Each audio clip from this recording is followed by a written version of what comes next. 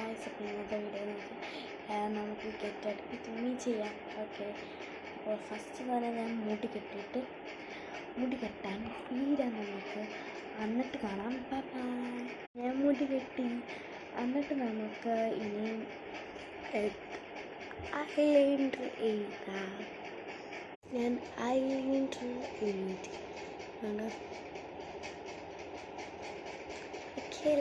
Okay ഇനി നമുക്ക് eyebrow എഴുതാം. ഐബ്രോ എഴുതി അപ്പം ഇതാണ് നമുക്ക് ലിപ്സ്റ്റിക് ഇടാം. അപ്പം ഇതാണ് എൻ്റെ ഗെറ്റ് വിത്ത് മീ. അപ്പോൾ ഇതാണ് എൻ്റെ ഗെറ്റ് വിത്ത് മീ. മാല ഇട്ടതാണ്.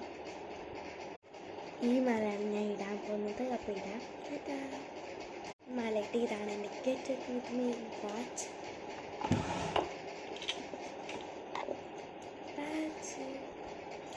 ഓക്കെ, നമുക്ക് ഇന്നത്തെ വീഡിയോ ഇത്രയും എല്ലാവർക്കും ഇഷ്ടപ്പെടും. Like and subscribe, share, comment ചെയ്യണേ.